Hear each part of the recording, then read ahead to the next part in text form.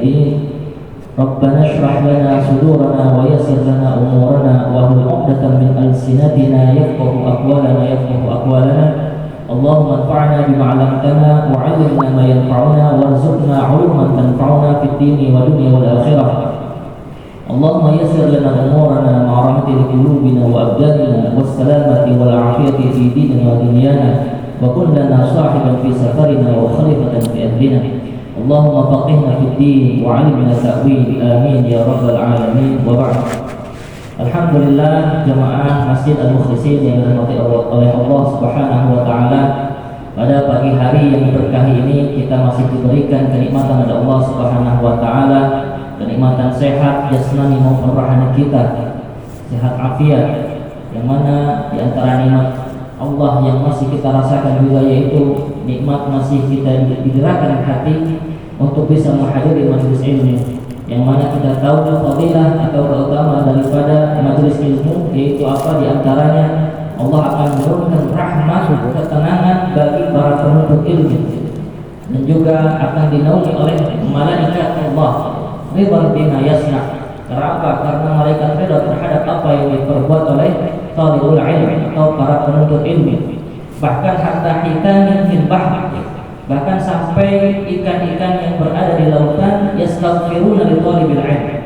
Saking utamanya makhluk-makhluk yang ada di dalam lautan pun mereka yastaghfirun, mereka memohonkan ampun bagi para penuntut ilmu. Dan semoga kita semua di sini termasuk golongan orang-orang yang Allah ikhlaskan hatinya untuk menuntut ilmu karena Allah Subhanahu wa taala. Dan tidak lupa juga mari kita sama-sama meniatkan oleh ulama kita juga sekaligus niat i'tikaf atau berdiam diri di masjid sampai syuruk insyaallah, sehingga kita mendapatkan kedua keutamaan, yaitu keutamaan haji dan umrah dan juga keutamaan menuntut ilmu insyaallah. Alhamdulillah jemaah Masjid Al-Mukhlisin yang dirahmati Allah Subhanahu wa taala, pada pekan lalu kita telah membahas mengenai bab salat jamaah, yaitu bab tentang tata cara salat berjamaah. Dan di antara pembahasan kita kemarin yaitu tentang al-istikhlaf. Al-istikhlaf itu di mana seorang makmum yang memiliki keilmuan terkhusus dalam bab fikih salat, maka seyogianya dia berada di belakang imam, sehingga ketika imam misalnya dia memiliki uzur sakit perut dan lain sebagainya yang tidak mungkin dia meneruskan salatnya sampai tuntas, maka di sini boleh seorang imam ya misalnya menunjuk atau dalam artian si makmum dia sudah siap untuk menggantikan posisi imam ya. Sehingga pas salat jamaahnya tidak bubar begitu saja, tetapi terus berlanjut sampai selesai. Lalu di sini juga ada al-a'dzar al-mubihah litarki salati al-jamaah. Seperti kita ketahui pada pekan lalu bahwa hukum salat berjamaah yaitu hukumnya apa? Sunnah muakkadah ya, dalam mazhab Imam Asy-Syafi'i. Meskipun memang terdapat berbagai pendapat tentang hukum salat jamaah ini. Ada yang mengatakan wajib, ada yang mengatakan sunnah muakkadah. Tetapi mazhab Imam Asy-Syafi'i pendapat yang utamanya mengatakan bahwasanya salat berjamaah di masjid itu adalah sunnah muakkadah, sunnah yang dianjurkan atau sangat dianjurkan. Kenapa? Karena ada hadis Nabi Shallallahu Alaihi Wasallam bahwasanya beliau pernah memerintahkan sahabatnya untuk mendatangi orang yang tidak berangkat ke masjid salat berjamaah, bahkan diancam dengan apa? Dengan membakar rumahnya. Tetapi ternyata kalau kita lihat dan para ulama meninjau hadis ini, mereka mengatakan bahwasanya Rasulullah SAW hanya sekedar mengancam dan tidak sampai pernah melakukannya. Jadi ada sahabat yang tidak pergi ke masjid hanya diancam, tidak sampai benar-benar membakar rumah. Sehingga diambil kesimpulan oleh para ulama bahwasanya terkhusus mazhab Syafi'i berarti di sini perintahnya adalah perintah sunnah muakkadah. Lain halnya kalau seandainya Rasulullah jadi membakarnya, berarti ini jadi perintah wajib, al-amrul wujub ya, perintah yang menunjukkan kepada kewajiban. Adapun ulama yang mengatakan bahwa sholat yang itu wajib, ya sudah jelas di sini perintahnya. Bahwasanya Rasulullah sangat menekankan para sahabat untuk berjamaah di masjid sampai mengancamnya dengan membakar atau dengan akan membakar rumahnya. Ala kulli hal, bahwasanya sholat jamaah ini baik itu kita mengambil pendapat yang wajib ataupun yang sunnah, sholat jamaah merupakan syiar ya, min sya'airillah, merupakan syiar daripada syiar Allah Islam. Karena tidak ada di agama lain suatu ibadah yang mana rutin dilaksanakan bahkan sehari bisa 5 kali dan semuanya dilakukan dengan berjamaah. Maka inilah salah satu kekhususian daripada agama Islam, yaitu adanya salat berjamaah. Adapun al-a'dzar al-mubihah li tarki salatil jamaah, meskipun demikian ada uzur-uzur yang memang diperbolehkan bagi seorang laki-laki dewasa yang baligh berakal ya, dia tidak atau diperbolehkan untuk tidak melaksanakan salat berjamaah. Apa diantaranya? Diantaranya di sini dikatakan oleh Syekh Syam, yaitu ketika terjadi al-matar al-syadid, itu hujan deras. Jadi hujan deras sehingga akan menyulitkan seseorang untuk berangkat ke masjid. Kalau sekarang kan mungkin nyaman kan, jalannya di aspal ya, atau pakai topi blok. Zaman dahulu kan coba bayangkan di Mekah dan itu tanahnya pasir dan batu. Kalau terkena hujan itu bagaimana? Sekali kita berjalan mungkin bisa pasir terbawa menjadi tanah liat ya. Tanah liat pasir terbawa sama sandal ya. Itu bisa menjadi tebal. Kalau tebal bahkan bisa sampai copot sandal itu.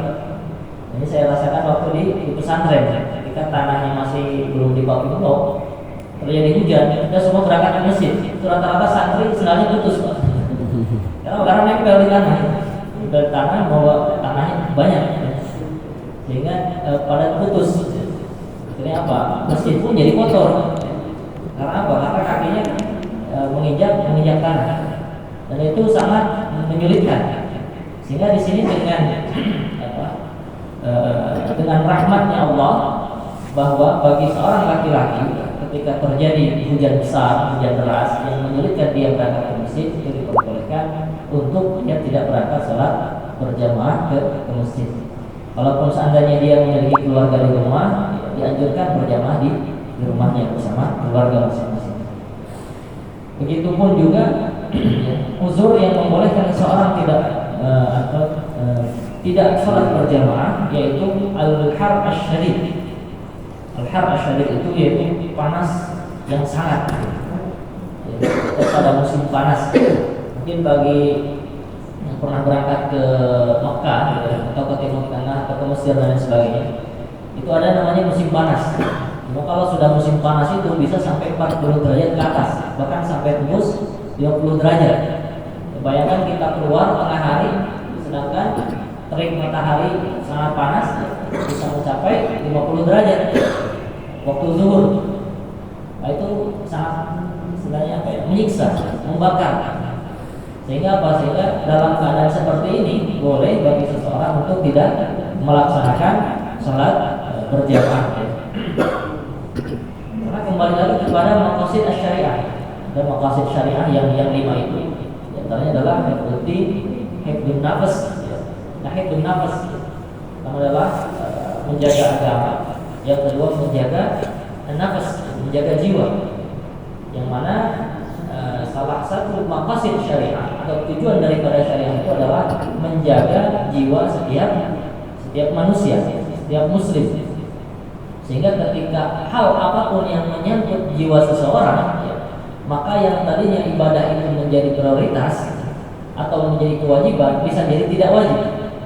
Begitupun juga ketika sesuatu itu haram bisa jadi menjadi mubah, menjadi boleh.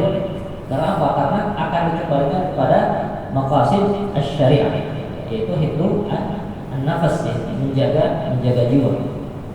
Seperti seseorang misalnya kelaparan, pergi ke hutan tidak menemukan apapun kecuali bangkai hewan. Maka dalam hal seperti ini, ketika lapar itu dapat mengancam jiwanya sehingga dapat menyebabkan kematian, maka yang tadinya bangkai haram menjadi halal, menjadi mubah. Begitupun dalam perkara salat al-jamaah, ketika misalnya dia berangkat akan membuat dia istilahnya itu celaka atau sulit dan sebagainya, maka akan ada selalu rukhsah. Rukhsah itu adalah khilaf al-asal, itu di luar daripada asal. Misalnya asalnya wajib menjadi mubah, menjadi sunnah misalnya, atau dari haram menjadi mubah. Nah itu al-har asy-syadid. Begitupun juga syiddatul rihi lailan, itu ketika angin kencang di malam hari. Bagi yang berangkat mungkin sholat isya atau sholat subuh, terdapat angin kencang di luar. Nah ini diperbolehkan untuk tidak pergi ke masjid. Begitu juga syiddatul al-wahal al-qaim, ketika tanah mungkin lengket, tidaknya sudah ada, tetapi apa? Tanahnya masih lengket. Bagi yang tidak ada kombinor tanah langsung, atau mungkin banjir, seperti Al-Mukhlisin depan sudah banjir kalau hujan besar. Jadi kalau lewat itu sampai betis airnya kalau di depan kalau hujan besar. Nah itu diperbolehkan untuk tidak pergi salat berjamaah. Lalu begitu juga syiddatul barq awil ju' awil atash. Bahkan di sini ketika misalnya dingin yang sangat, terjadi musim dingin misalnya, dan akan menyulitkan kita untuk berangkat ke masjid, apalagi kalau jarak dari rumah ke masjid itu lumayan jauh. Maka di sini diperbolehkan tidak pergi salat berjamaah. Bahkan di sini rasa lapar, rasa lapar pun di sini bahkan bisa menjadi rukhsah bagi seseorang tidak pergi salat berjamaah. Tapi rasa lapar yang seperti apa dulu? Kalau rasa lapar yang hanya biasa saja bisa ditahan, itu mah masih dianjurkan untuk jamaah. Tapi ketika rasa lapar itu dapat mengganggu fokus seseorang, bahkan mungkin bisa sampai ketika berjalan dia lemes, pingsan. Nah ini yang dapat membahayakan seseorang sehingga diperbolehkan ada rukhsah untuk tidak pergi salat berjamaah. Begitupun juga haus, al-atash. Lalu syiddatul marad, awil iqamah ala khidmati maridin.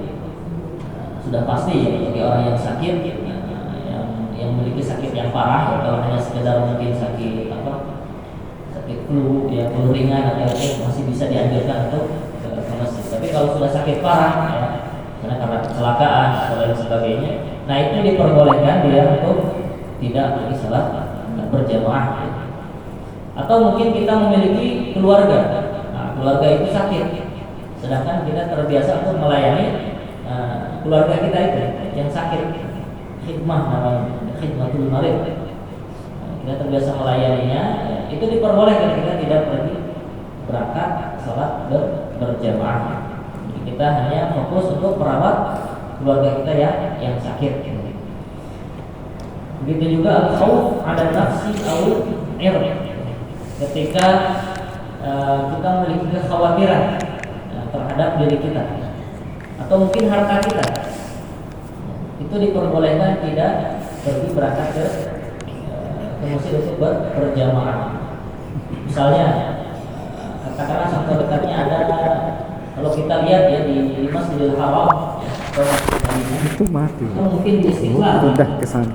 Ketika sholat berjamaah itu ada biasanya ada satpam atau askar itu tentara atau polisi. Dia tidak berjamaah, dia standby di depan, bahkan di samping imam. Jadi kita bertanya kenapa orang berjamaah ini malah berdiri diam aja di depan, nggak jamaah. Nah kalau kita paham ini, maka itu sebenarnya sah-sah saja, jadi diperbolehkan. Karena apa? Karena di sini ada namanya al-khauf, rasa khawatir. Khawatir kalau seandainya mungkin tidak ada askar, bisa bahaya. Seperti sering kita temui di berita-berita, imam ditikam, imam disiksa. Yang baru-baru itu kemarin ada imam disiksa oleh makmumnya. Karena apa? Karena beda katanya sholatnya. Kalau kemarin masalahnya kalau tidak salah mengenai sujud tilawah, si makmum itu dia kebetulan mungkin baru jamaah, makan preman bisa. Imamnya ketika sholat itu nggak ruku dulu langsung sujud, lepas diri mungkin dia merasa masih aliran sesat. Akhirnya apa? Disiksa itu imam. Akhirnya sekarang disidang, ditangkap oleh polisi dan dihakimi oleh jamaah yang lain. Ternyata apa? Terjadi karena kebodohan, terjadi karena ketidaktahuan. Makanya pentingnya kita membekali diri dengan ilmu sebelum beribadah. Karena potensi ibadah kita untuk diterima itu lebih besar ketika kita memiliki ilmu. Lain halnya kalau kita beribadah tanpa ilmu, belum tentu ibadah kita bisa diterima. Kenapa? Bisa jadi sholat kita tidak sah, bisa jadi ada rukun yang tertinggal, bisa jadi ada hal-hal yang membatalkan ibadah kita, tapi kita tidak tahu. Nah, makanya di sini pentingnya ilmu. Maka di sini al-khauf 'ala nafsi awi al-irad, itu khawatir terhadap diri kita. Mungkin ada sesuatu yang dapat mengancam kita, itu boleh tidak berjamaah. Dan itu sering kita lihat di Masjidil Haram, para ashab. Mereka sholat, saya lihat mereka sholat, tapi setelah berjamaah itu gantian biasanya sholatnya.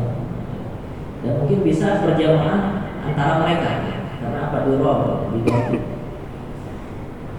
Begitu juga ketika kita misalnya mudafa'at hadatsin al-baul atau al-ghaib, kita pengen buang air kecil atau pengen buang air besar, kita dalam keadaan misalnya menahan itu.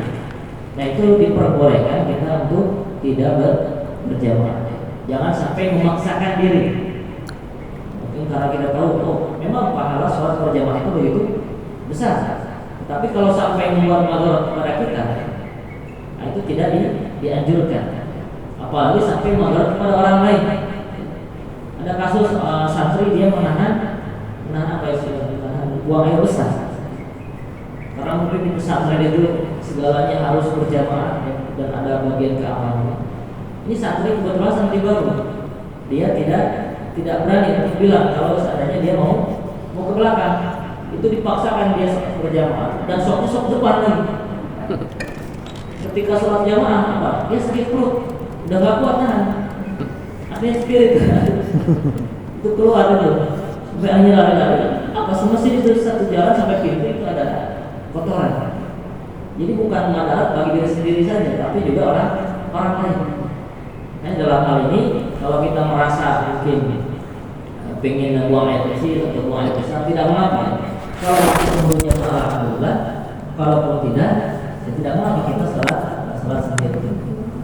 Atau mungkin berangkat tetapi sholat munfarid, sholat sendiri. Kalaupun ada mungkin jamaah lain yang belum sholat berjamaah, itu bisa mungkin ikut berjamaah. Atau mungkin ada orang yang sedang berjamaah ingin bersedekah, bisa itu ikut jamaah. Dapat pahala berjamaah. Dan juga aku di rihin yas'ahu izalatan. Itu dalam hal ini juga ketika seseorang makan sesuatu yang dapat mengganggu orang, makan apa, buah, jengkol, teh. Ini dalam hal ini bahkan ini dianjurkan malah yang jamaah. Selama apa? Selama baunya tidak hilang atau belum hilang. Makanya dianjurkan sebelum sholat itu atau sebelum ibadah-ibadah lain untuk bersiwak. Kalau tidak punya siwak ya dengan menyikat gigi pakai odol supaya baunya hilang. Kenapa? Karena dalam hadis kan orang yang memakan fuman atau basolan fala yaqrabanna masjidan, jangan sampai mendekati masjid kita, jangan sampai ikut berjamaah. Innal malaikata tata'adza kama yata'adza an-nas. Kenapa? Malaikat juga merasa terganggu sebagaimana manusia terganggu dengan baunya. Maka dalam hal ini kalau bisa ya, misalnya suka makan teh atau jengkol atau bawang. Karena di Arab itu kenapa selalu diistilahkan dengan bawang? Karena di Arab nggak ada pete, nggak ada jengkol. Tetapi apa? Kalau orang Arab itu biasa menjadikan bawang bombay atau bawang merah itu besar ya, besar kepala anak dewasa. itu suka dilalap, jadi mentah-mentah dimakan. Dan itu saya pernah sering menemui orang Arab ya, itu mulutnya bau bawang. Kalau bicara itu bau bawang. Ya. Kenapa? Karena dia sering makan lalapan bawang dan itu benar-benar mengganggu. Kalau di kita kan jarang orang melalap bawang. Ya. Kalau bawang mereka tidak sebau bawang yang dilalap. Kayaknya pakai jengkol itu yang berasa. Maka hadisnya jadi berubah ya. Barang siapa yang makan jengkol dan petai jangan mendekati masjid kami. Kenapa? Karena sama mudaratnya seperti bawang dan bawang merah dan bawang putih dapat membuat orang terganggu dengan bau. Sehingga diusahakan nggak begitu bau.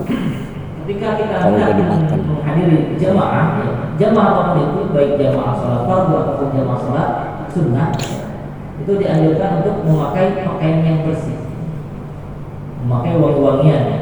Dianjurkan juga untuk menyikat gigi sebelumnya. Atau kalau kita biasa punya siwak, kita bersiwak.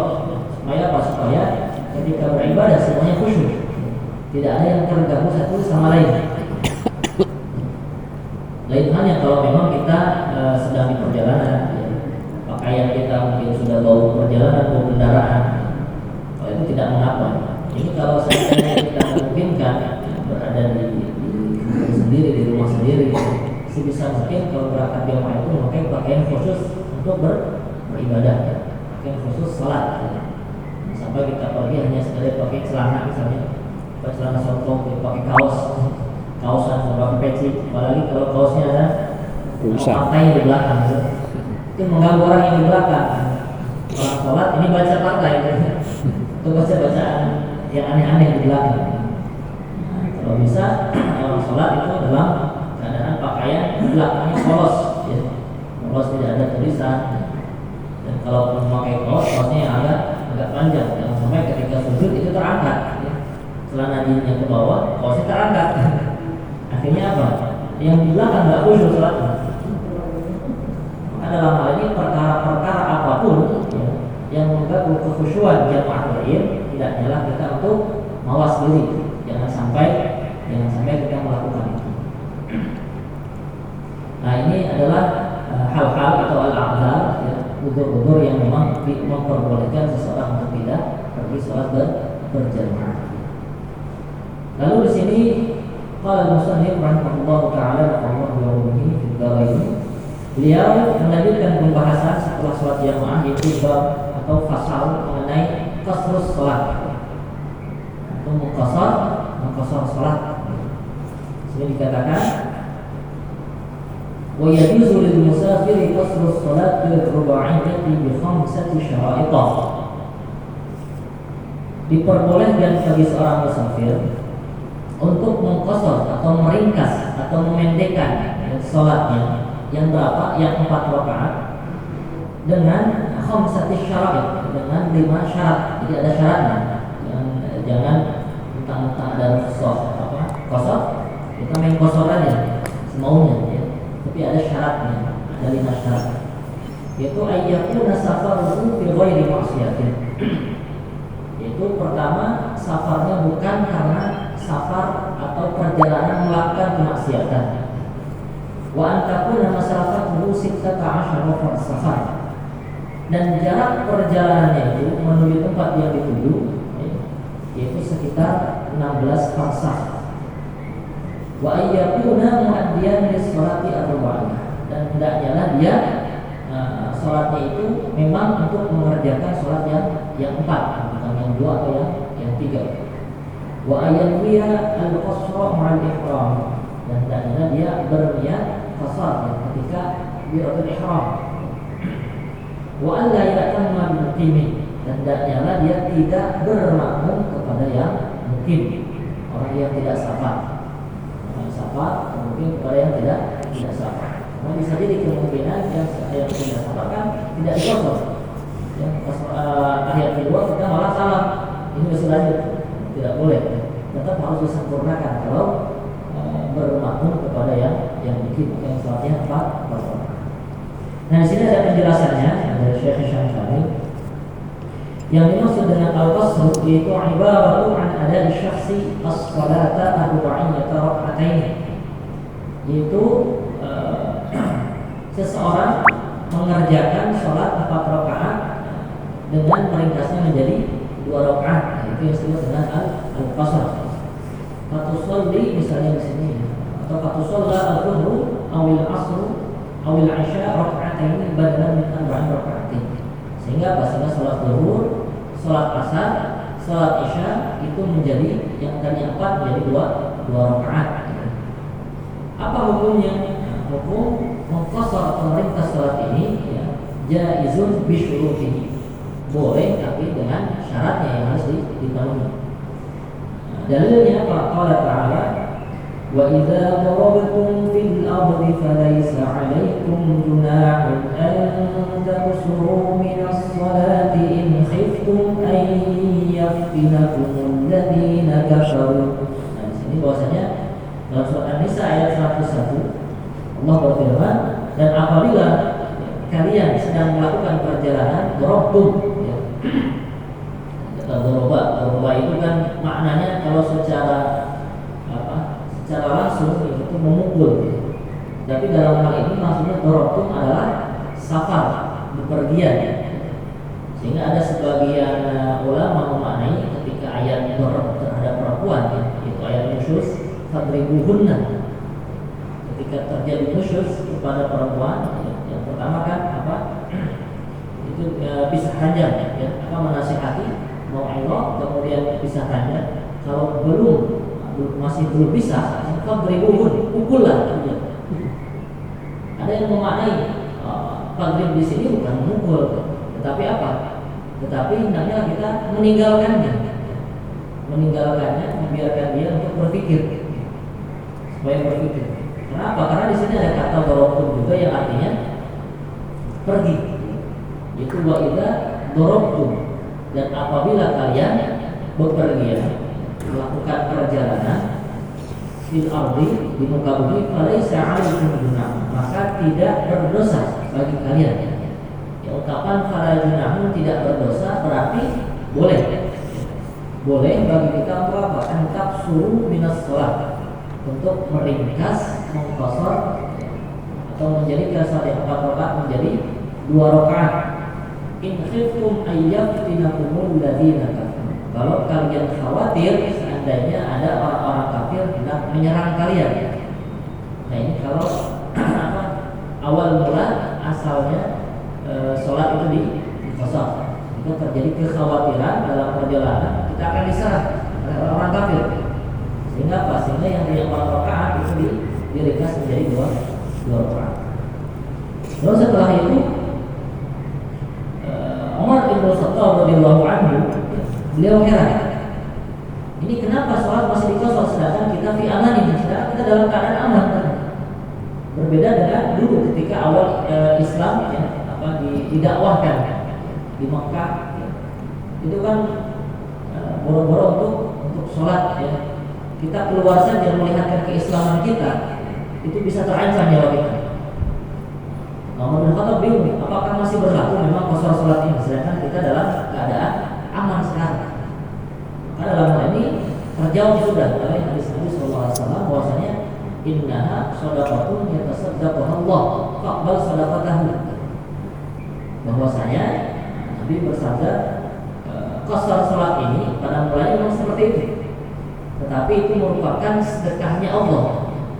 Maka apa? Faqbal shadaqatahu, maka hendaknya kita menerima sedekah dari Allah itu. Ya Allah mengurangi sholat 4 rakaat menjadi 2 rakaat dalam keadaan tertentu. Maka ada sebagian ulama mengatakan bahwasanya bahkan sholat qasar ini ya bukan mubah, bukan boleh lagi, bahkan menjadi azimah ya. Azimah itu yang asal, hukum asal, wajib ya. Seperti wajib ya. Azimah ada azimah, ada rukhsah. Kalau rukhsah itu kan berbeda dari asalnya. Asalnya misalnya wajib itu karena lain keadaan misalnya menjadi mubah, atau dari yang asalnya haram menjadi halal, itu rukhsah. Kalau azimah itu asalnya, maka hukum asal orang berperjalanan itu harusnya dikosor sehingga ada madhab lain yang mengatakan seperti itu, sehingga setiap dia pergi pasti mengkosor. Tidak pernah dia untuk menyempurnakan sholat yang 4. Bahkan ketika sampai di tujuan, selama dia mungkin 3 hari, dia itu selama sholatnya itu mengkosor. Misalnya saya berangkat ke Garut. Di Garut itu saya hanya bermukim sekitar 3 hari. Selama bermukim 3 hari, saya 5 waktunya dikosor terus.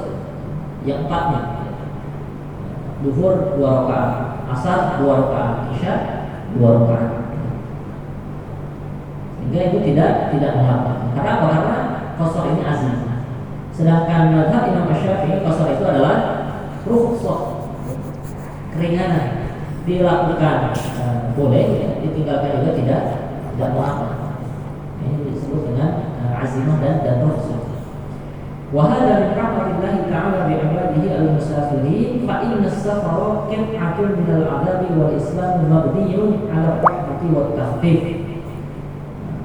Katakan juga bahwasanya ini rahmat Allah Subhanahu wa taala bagi orang-orang yang sedang melakukan perjalanan. Bahkan ada hadis yang mengatakan as-safar itu qit'atun min al-'adab. Orang bepergian itu merupakan sebagian daripada sisa. Karena apa? Karena jangan kita bayangkan sekarang, ini zaman dulu. Itu zaman dahulu kalau orang bepergian kan meninggalkan tempat tinggalnya. Kemudian juga dia belum bisa menjalani perjalanan aman daripada begal dan lain sebagainya. Dan belum tahu juga perbekalannya apakah bisa sampai tujuan atau habis di tengah perjalanan. Dan perjalanan itu bisa mencapai berbulan-bulan. Bahkan mungkin bisa sampai setahun lebih untuk melakukan perjalanan dari suatu negeri ke negeri lain, dari suatu daerah ke daerah lain menggunakan unta. Kita lihat unta bagaimana jalannya, tidak seperti mobil atau pesawat. Sehingga orang-orang dulu itu tersiksa dengan perjalanan. Udah jalan santai lagi unta. Kalau sekarang bagaimana? Unta tuh udah jalan santai lagi perjalanan kita rambut ya, masih basah, masih disisir. Misalnya dari mana? Dari Soekarno Hatta berangkat ke mana? Ke Malaysia. Itu rambut kita bahkan masih rapi, badan kita masih segar, tidak seperti dahulu. Kalau dahulu itu perjalanan itu benar-benar menyiksa. Sehingga apa? Sehingga akhirnya diberikan soal keringanan untuk bisa mengqashar sholat. Bahkan menjamaah. Nanti di depan ada bab jamaah sholat. Ini masih mengqashar sholat. Antara qashar dan jamaah itu berbeda. Tidak mesti qashar itu harus jamaah, enggak. Kita sholat pada waktunya di qashar aja cukup. Kalau mau digabung jamaah qashar, itu juga diperbolehkan. Tidak ada babnya. Maka di sini apa itu syarat daripada mengqashar sholat? Kita bacakan di sini yang pertama, yaitu jangan sampai safar atau niat bepergian kita niatnya untuk maksiat. Soalnya ada orang melakukan safar, tapi dalam safar itu dia niat untuk apa? Menipu orang, atau niat untuk istilahnya apa? Untuk mencelakai orang, untuk membuat tipu daya. Nah, ini tidak diperbolehkan dia untuk mengqashar selama perjalanannya, karena niatnya sudah jelek, niatnya sudah untuk maksiat. Ini tidak diperbolehkan untuk mengqashar salat. Kalau nonton konser musik termasuk maksiat enggak? Misalnya ada konser musik top di Kuala Lumpur, nah, itu saya ke sana misalnya. Nah, itu boleh nggak mengqashar atau termasuk maksiat itu nonton konser musik? Nah, kita harus bedah dulu maknanya. Kalau musik mesti babnya panjang lagi. Kalau musik panjang lagi. Terus ada ayat dan lain sebagainya. Kita harus kembali lagi kepada pemaknaan musik itu sendiri. Kembali lagi. Mau nonton timnas main di sana. Kalau timnas enggak ya? Kalau timnas sesi main itu. Nah, misalnya sering kita menonton timnas, ya, timnas itu biasanya main mungkin maghrib, ya. Karena kan sudah ada di asal 12 maghrib sampai isya. Nah, itu bagaimana hukumnya? Nah, di sini harus bagi dulu, ada safar mubah, ada safar maksiat, ya. Ada safar wajib. Nonton timnas itu mubah atau wajib? Kita harus lihat dulu. Nyari celah tuh. Dari sini selama safarnya itu safar mubah, misalnya kita pergi untuk rekreasi. Rekreasi kan sah-sah saja. Dan itu mubah, diperbolehkan. Kita untuk pergi nonton timnas misalnya. Itu mubah, boleh. Dan kita sedang melakukan safar misalnya. Itu boleh kita mengambil rukhsah ini. Tapi kalau untuk kemaksiatan atau konser musik, tapi musiknya itu kemaksiatan semua dalam Homer, penyanyi telanjang dan sebagainya, musiknya bahkan bukan musik syair mengajak kepada apa istilahnya itu syiar ya, yaitu maksiat. Maka dia tidak boleh untuk mengambil rukhsah atau perizinan kosor salat. Musiknya Lady Gaga. Lady Gaga. Bagaimana kalau seseorang dia melakukan safar, niatnya itu benar niatnya, ya, niatnya mubah misalnya untuk rekreasi, misalnya ke Bali, tapi benar-benar rekreasi, dia tidak membayangkan sebenarnya di Bali ada apa, ya. Karena dia belum tahu Bali, karena seperti itu. Di tengah perjalanan terjadi kemaksiatan, melihat yang aneh-aneh atau lain sebagainya, ya. Atau tiba-tiba dia duitnya hilang, ya. Ini dia mencuri, terjadi kemaksiatan. Apakah masih boleh dia mengkosor salat? Nah, dalam hal ini dikatakan itu masih diperbolehkan mengkosor salat. Karena niat awalnya dia bukan maksiat, ya. Tapi niat awalnya benar. Di tengah perjalanan ada bisikan syaitan juga maksiat. Nah, dia kalau orang seperti ini masih bisa mengkosor salat. Tapi ada mazhab lain selain mazhab Imam Syafi'i, yaitu mazhab Imam Abi Hanifah, bahwasanya semua safar itu mutlak boleh mengambil rukhsah ini. Mau dia safar maksiat, mau safar mubah, atau safar wajib, itu boleh mengambil rukhsah, mengqasar atau mereka salat. Karena tidak ada dalilnya. Di sini kan hanya perjalanan. Wa idza darabtum fil ardi, apabila kalian melakukan perjalanan, tidak ada kata-kata dalam Al-Qur'an apabila melakukan perjalanan tentang maksiat, tidak ada. Ini apa? Menurut mazhab Imam Abi Hanifah itu sah-sah saja. Tetap dia berdosa dengan kemaksiatannya. Kalau mazhab Imam Syafi'i tidak boleh sama sekali. Niatnya maksiat itu tidak boleh mengambil rukhsah safar.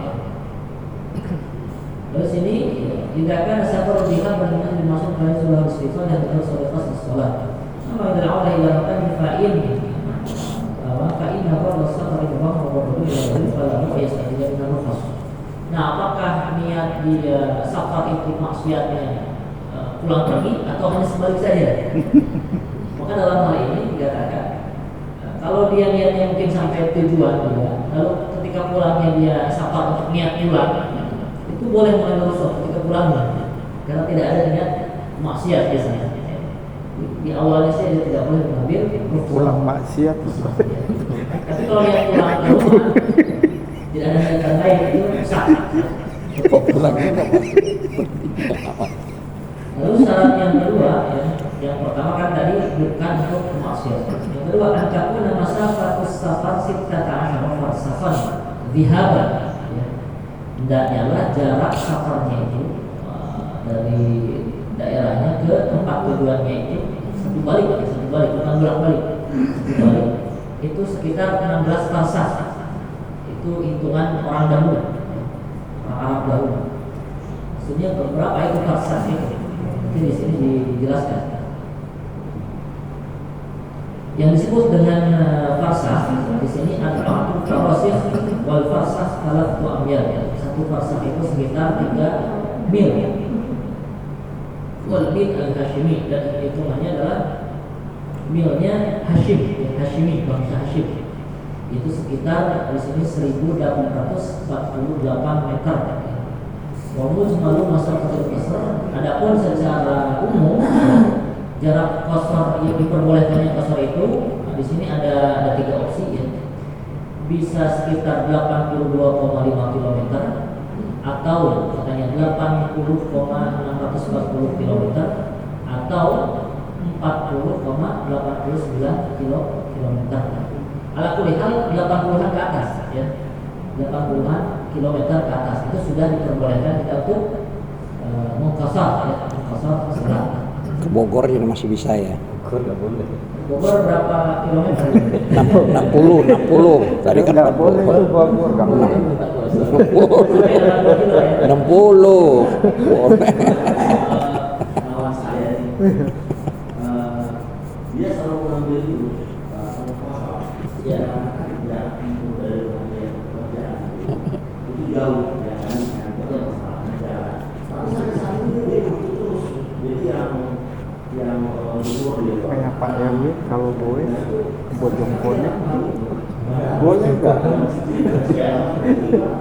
Nah ini harus paham dulu ya syarat kosor. Ketika dia mau kosor tidak memenuhi syarat, berarti kosornya tidak sah, tidak perbolehkan. Kodola bisa. Pak Sapuluh. Maka yang pertama kita bisa maksiat sudah jelas Bogor maksiat. lebih Kerja, 60. Boleh Harus kosor. diwajibkan. Yang kedua, ya, tadi jaraknya harus sekitar 82 km. Nah, kalau itu ya, harus ini 50 kilo, harusnya pas ini 30 kilo itu kan. Iya. Dia itu Muter-muter. Padahal kalau garis lurusnya 40, muter-muter jadi 80. Pak 10 tidak boleh begitu. Iya, supaya syaratnya terpenuhi. Iya. Dia jalan ke puncak dulu, jadi panjang. Pantesan.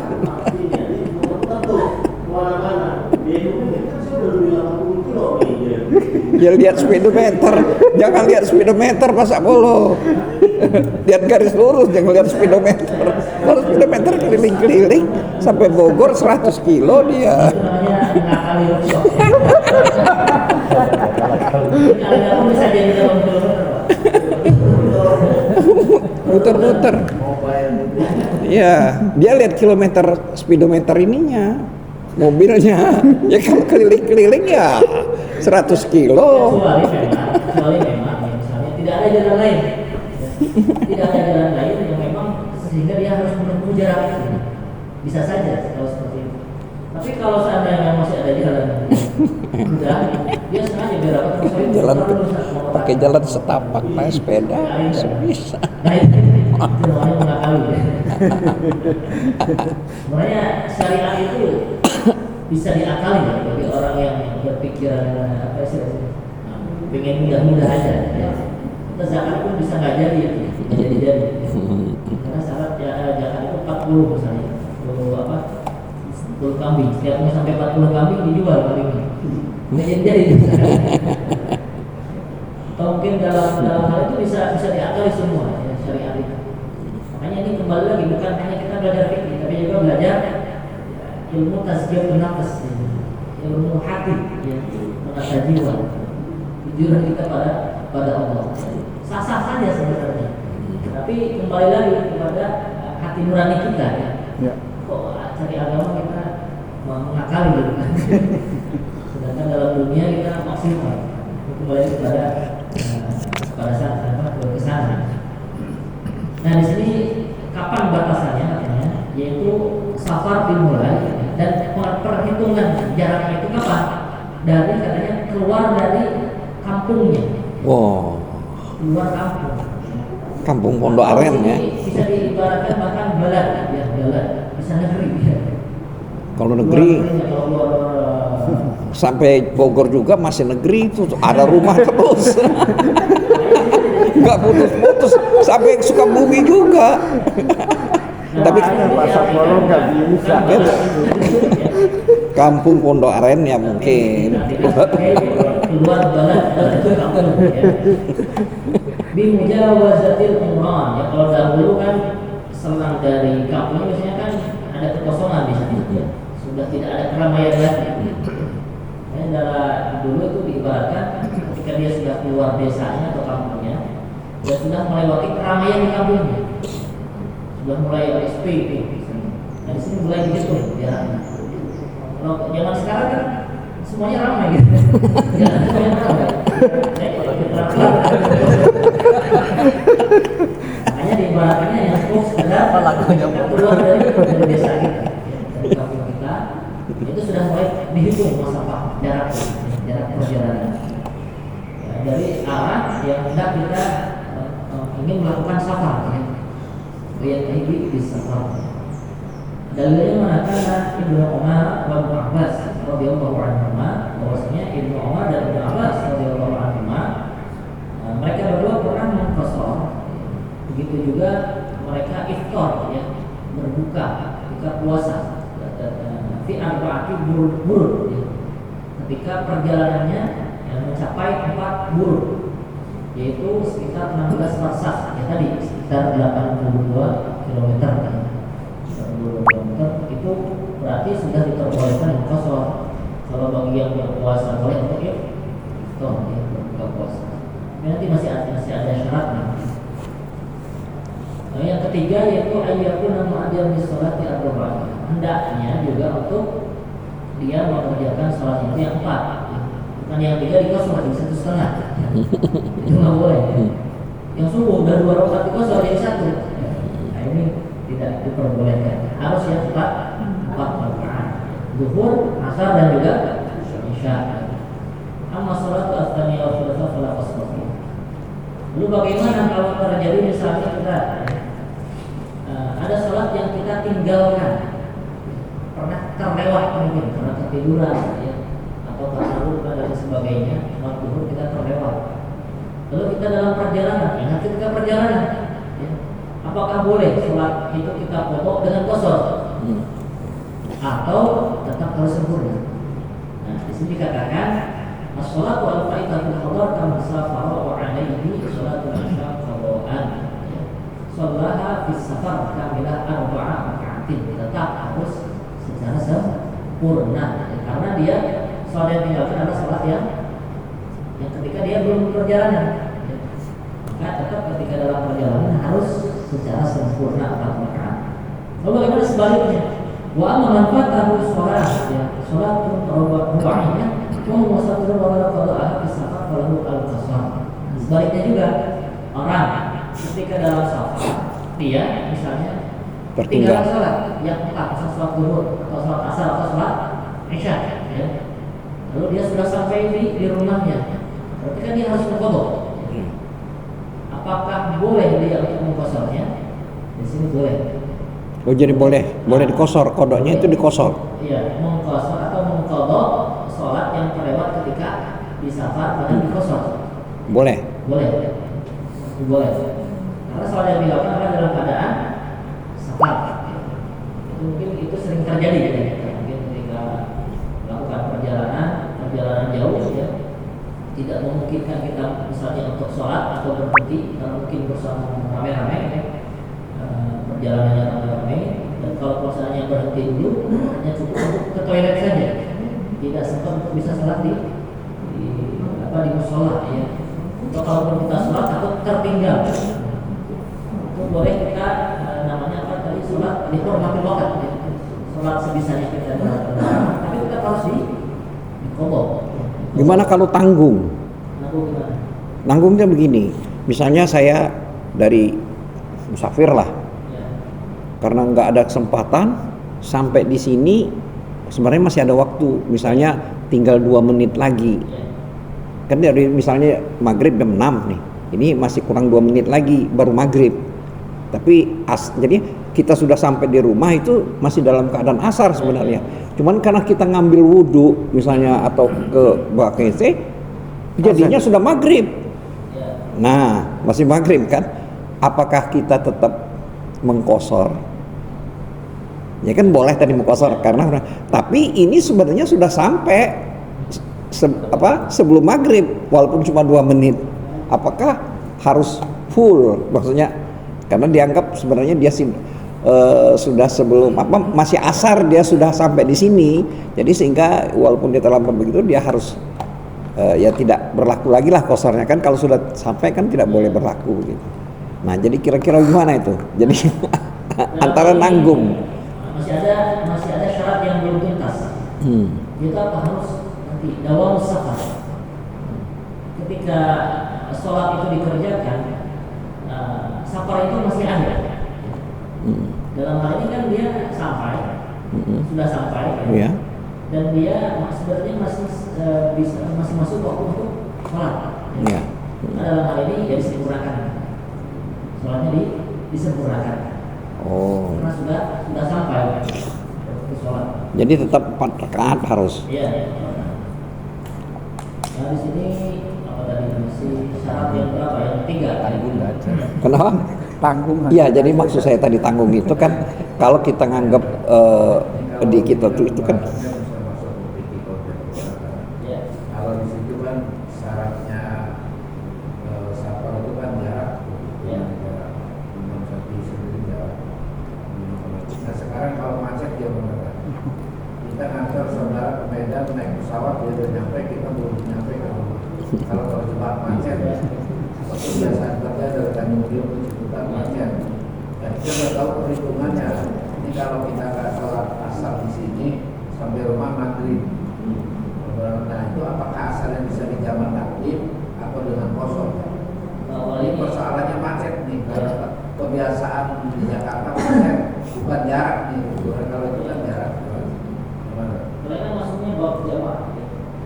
Kita masih bab kosong, bab kosong sholat. Ini Safar juga, lagi safar itu apakah bisa dikosong juga? Kalau macet bukan karena jarak. ya. Nah, dalam hal ini ya, Jaraknya tidak memenuhi syarat, kurang dari 16 kata di sini. dalam hal ini ya, tetap berpegangan kepada jarak. Ya. Adapun karena uzur macet dan lain sebagainya, itu kita bisa mengambil apa tadi? jamak. Sholat semampunya kita. Ya. Sholat semampunya kita di kendaraan dalam artian di rumah waktu. Kita kan membahas di sini mazhab Syafi'i. Ya. Kita hormati waktu dalam menyetir atau apapun kan bisa ya, semampunya kita. Tapi tetap wajib di pokok. Wajib pokok sholat maghrib ke isya ya. Perjalanan itu kan sebelum maghrib. Sebelum maghrib. Dan kita sudah tahu pasti sampai isya ya, atau mungkin lebih jam 8 atau jam 9 karena macet.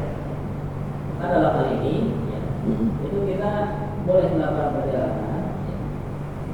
Maka dalam perjalanan itu kita istilahnya apa? Sholat saja semampu kita di kendaraan. Kalau memang tidak memungkinkan untuk ke masjid atau untuk berhenti dulu sholat. Karena ini masuk dalam kategori usul. Mobil Bisa, semampunya. Ya. Jadi tidak yang namanya sholat di rumah waktu itu memang semampunya kita. Dengan isyarat kita sambil nyetir sambil buru-buru juga bikin tidak mengapa. Tapi nanti dikodok Tapi tetap di waktu sudah sampai, ya. Karena apa? Karena beliau mengatakan dalam materi ini ilah safar atau penyebab safar ini kan itu tidak setiap hari, tidak rutin. Sehingga apa? Sehingga itu kan mengkodoknya sedikit, tidak banyak. Maka di sini wajib tetap mengkodok. Meskipun kalau kita belajar di mazhab lain itu ya tidak perlu dikodok lagi. Itu sudah sah, sudah cukup kita sholat semampu kita kata Muhammad atau aku bertakwalah sesuai dengan kemampuan. sanggupan kita. Nah, kalau kita di sini mazhab Imam Syafi'i jadi kodok ya, nah seperti itu. Lalu sini yang keempat yaitu hendaknya dia berniat ihram ya, yaitu min awal sholat yaitu nawaitu usuli al-dhuhra mahsuratan fa idza ahrama bis shalah berniat al-qasr ada ila qasri al-imam. Ketika takbiratul ihram yaitu niat mengqasar salat. Kalau dia misalnya lupa usuli misalnya apa fardhu az-zuhri lillahi ta'ala maksudnya. Lalu ketika masuk al-Fatihah baru ingat karena saya masih bisa dikosor. Kalau dia lihat dikosor tidak sah. Sholatnya sempurna apa? oh, jadi sholat kosornya tidak sah, jadi harus sempurna. Harus sempurnakan maksudnya. Ya. Kecuali dia dari berubah niat di dalam pekerjaan nggak boleh. Berubah niat dalam pekerjaan. ya, tidak boleh mengubah niat. Dan meskipun ada beberapa case yang diperbolehkan, seperti kemarin ketika kita misalnya niat munfarid, ada yang pun itu tangkahnya boleh dari ada imam menjadi imam supaya mendapat salat jamaah ada. Di dalam case ini dia tidak diperbolehkan. Ya. Harus di awal ihram ketika takbiratul ihram Allah itu sudah niat mengkosor salat. Terlewat sempurnakan. Sekalian nyela ini. Tadi yang kalau kita tadi mengumpat apa ya sendirian, kan kita sholat sendirian, tahu-tahu ada yang ngikut di belakang kita, itu kan sah ya, walaupun kita tidak berniat jadi imam. Nah tapi dapat nggak jadi jamaah kitanya yang imam tadi? Oh, jadi nggak dapat. Oh, cuman yang ngikut kita dapat gitu ya. Jadi kalau kita nggak ngubah ini.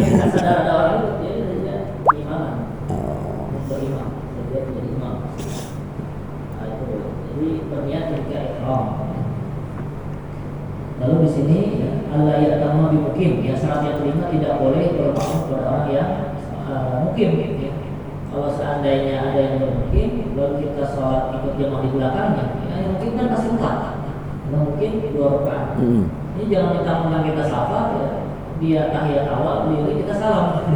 Nggak boleh itu. Itu nggak boleh. Ya. Tapi kalau terakhir boleh. Tetap harus sempurna. Tapi kalau terakhir boleh. Kalau terakhir tetap tidak. Misalnya imamnya kan sholat biasa mukim dia parkan. Waktu dia atahiyat kedua, kan bukan kedua yang pertama. Nah begitu dia naik kita ngikut, tapi kita kosor. Jadi dia selesai sama-sama selesai. Itu tetap tidak diperbolehkan. Tetap tidak bisa. Ngakalin juga. Iya, jadi tetap tidak bisa itu. Tidak bisa. Oh. Karena dia tetap bermukim. Karena niat imam itu kan sempurna dia. Dia sempurna. Jadi tetap kita harus memisahkan ya, memisahkan diri gitu ya. Nah, jadi kasusnya gimana kita kan dapat sedekah tuh dari Allah bahwa kita itu sholatnya bisa 2 rakaat. Jadi kalau kita ngikut orang mukim terpaksa kita 4 rakaat. Jadi sedekah kita nggak dapat gitu ya, hilang. Nah ini kembali kepada dalil tadi kita mazhab mana dulu. Kalau mazhab Imam Syafi'i itu rukhsah. Yang namanya rukhsah itu kan diambil silakan, nggak diambil tidak mengapa. Kalau orang yang mazhab yang mengatakan itu azim, asal, itu tidak boleh gitu. Wajib kita Allah sedekah, masa kita nggak terima?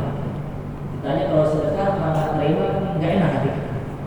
Soalnya katanya ada yang begini, kalau kita sudah sholatnya lengkap 4 rakaat, kita nanti misalnya kita zuhur sholatnya 4 rakaat, itu nanti sholat asarnya kita nggak boleh lagi kosor. Misalnya saya ini ke Sukabumi lah ya, atau ke Bogor lah misalnya, ya ke Bandung lah ya jauh ya. Nah waktu pas di situ misalnya saya waktu zuhur misalnya kan, saya ikut orang, jadi kan saya harus 4 rakaat kan, padahal saya masih ada jatah mestinya 2 rakaat kosor sampai 3 hari kan misalnya. Atau misalnya saya besok pulang. Nah, apakah selanjutnya yang waktu sholat asarnya, walaupun saya masih di sana, itu saya tidak boleh lagi kosor karena saya sudah sholat sempurna 4 rakaat, atau masih boleh gitu? Dalam ini masih boleh. Masih boleh ya? Selama tadi syaratnya masih ada. Masih ada ya. Kalau sudah tidak boleh syarat, tetap harus sempurna. Karena ada yang mengatakan katanya. Kalau sesekali misalnya kita sudah sholat dengan yang mukim. Terus kita ini masih dalam perjalanan, itu masih punya jatah kita. Masih jatah. Jatah kosong. Soalnya katanya kalau sudah sholatnya sempurna berarti Anda itu sudah niatnya mukim katanya gitu. Enggak ya? Enggak. Itu tidak, kalau dalam ini ya, ya. Tidak seperti itu. Kecuali kita memang niat bermukim di awal. Kita ke Bogor, nanti ada syaratnya. Tidak boleh lebih dari 3 hari.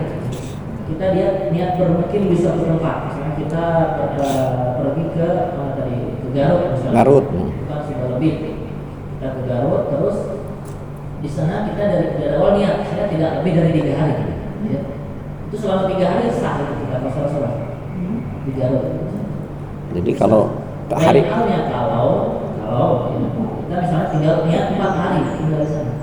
Dan perlu diperhatikan sampai dan pulang waktu hari di mana kita sampai, hari mana kita pulang itu tidak terhitung. Ya. Oh, tidak terhitung. Tidak terhitung, tidak dihitung hari. Nah kita berangkat Selasa, sampai juga Selasa kan, itu tidak dihitung. Mulai terhitung Rabu, Kamis, Jumat, Sabtu kita pulang. Nah itu 3 hari 3 malam. Itu selama 3 hari kita dapat rukhsah itu. Dapat rukhsah muktasar. Tapi kalau kita melakukan perjalanan perjalanan kita tidak tahu Kapan tujuan pulang? kita Tidak- perjalanan aja. Tidak tahu pulangnya kapan gitu kan? Enggak, kalau ini kita tujuan dulu ya. Tujuan. Iya. Kita berangkat perjalanan, tidak tahu tujuannya. Meskipun kita keliling dunia, itu mendapat musuh. Enggak ada yang dituju, enggak ada niatan yang dituju, tepat. Ya. Atau di suatu tempat yang waktu kita singgah itu misalnya lebih dari 3 hari. Nah kita kan nggak bisa menentukan, saya mau di sini misalnya cuma 2 hari aja, 3 hari. Kita nggak tahu, tahu-tahu kita misalnya 5 hari misalnya. Apakah hari ketiga itu rusuh kita sudah hilang gitu? Ya, dalam hal ini, ketika tidak ada niatan dari si musafir untuk bermukim, ya, maka dalam hal ini meskipun dia 1 tahun itu boleh dikosor. Boleh dikosor 1 tahun. Oh. Tidak ada niatan dan dia masih belum tahu ini mau berapa hari. No, boleh setahun. Bahkan masih belum ada niatan, belum ada kepastian. Tapi masa iya gitu kan? Zaman sekarang itu jalan. Pasti sudah ada targetnya berapa hari, sekian hari pulang. Jadi targetnya ada 2 masa. Orang jalan-jalan kadang-kadang, wih bagus nanti dulu pulang. Kemudian itu kalau perjalanan misalnya ada maksudnya itu apa kita bisa kosong kalau ada baru. Nah kita hidup mazhab Imam Syafi'i. Kenapa? Mazhabul awam, mazhabul mufti.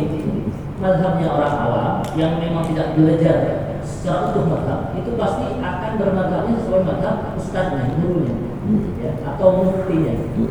Karena kita tidak memiliki hak.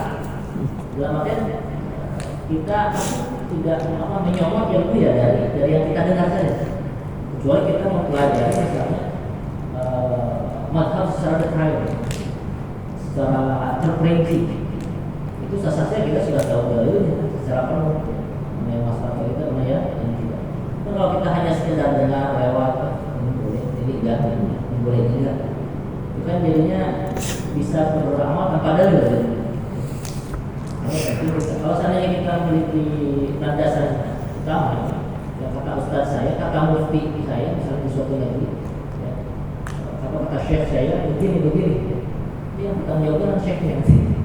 Ya kita kalau tidak, ya, kalau menurut saya ya sah-sah aja sih, ya kita yang dihisab.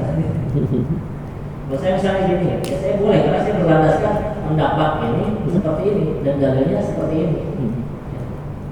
Tapi kalau seandainya kita mengambil rusuh tanpa dengan ilmunya, ya, ikut-ikutan. Misalnya kita tahu kosor, karena di suatu jamaah itu mau kosor sholat, saya mau ikut-ikutan kosor. Tidak tahu ilmunya, tidak tahu syarat-syaratnya, boleh? Tidak boleh. Harus tahu dulu ilmunya. Kalau hanya sekedar ikut-ikutan, tidak boleh. Kosor itu bahkan tidak sah, bisa tidak sah. Lalu di sini dawam musafir di jam sholat ya, harus safar itu dawam ya, berkelanjutan. Yang dari safar dusuri berarti ada di awal ayat komafi. Safar dihitung berakhir ketika dia sudah berniat mukim di suatu tempat. Mukimnya lebih dari 3 hari tadi. Ya, meskipun nanti itu berbeda-beda. Mazhab lain ada yang mengatakan sampai ada 2 bulan, 3 bulan. 15 hari ya, ada 15 hari. Ada yang mengatakan sampai 20 rakaat salat itu berapa hari? 20 rakaat salat. Hari kan bisa berapa rakaat ya? Itu dihitung per rakaat. 2 hari ya itu 17 rakaat. Tapi Imam Syafi'i itu 3 hari. 3 hari 3 malam. Jadi kita belajar mazhab lain ya silakan itu. Ya, kita pegang mazhab itu. Lalu Allah yang lebih al-musafir al-iqamah tadi tidak boleh niat si musafir tadi ketika sampai itu bermukim selama lebih dari 3 hari ya. Fa inna wa al-iqamah al-mata'iyya faqat kalau lebih dari 3 hari tadi maka dia terhitung mukim, dan kalau sudah mukim tidak boleh mendapat rukhsah qasar ya. Lalu ayat sila bisa terjadi mau diambil harus dia itu menentukan tempat tujuan sebelum safar itu sudah niat di awal ya. kemudian ayakun ma'aliman bijawazi al-fasli kalau an-nas yufassirun faqasara jahilnya manusia harus dia tahu ilmunya bolehnya qasar syaratnya seperti ini dan seperti itu. Maka kalau seandainya dia hanya sekedar lihat orang di qasar sholat ikut-ikutan tidak tahu ilmunya tidak sah qasarnya. Lalu yang ke-10 terakhir ya at-tahaffuz amma yunafi niyatul qasd fi dawam sholat. Haji itu 40 hari itu. Karena yaksur atau mungkin syak ini qasar fengkos masyarakat juga dikafala qasrah. Hendaknya dia menjaga ya dari hal-hal yang dapat menjadikan dia tidak sah mengqasar salat. Seperti apa? Dia ragu-ragu ketika hendak sholat. Ya. Saya qasar atau enggak? Ya. Qasar atau sempurna? Atau dia mungkin dari jadi keraguan atau dia sudah niat itmam, niat menyempurnakan, itu tidak bisa diqasar lagi. Ya. Maka hal seperti ini perlu diperhatikan. Wallahu a'lam. Wallahu a'lam. Dan ini wassalamualaikum warahmatullahi wabarakatuh. Waalaikumsalam warahmatullahi wabarakatuh.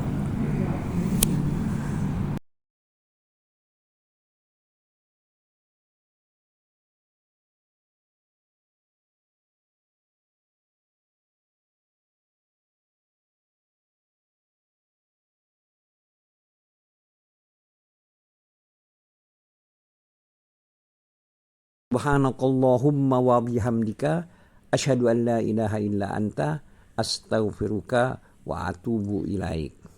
Wabillahi taufiq wal hidayah. Wassalamualaikum warahmatullahi wabarakatuh.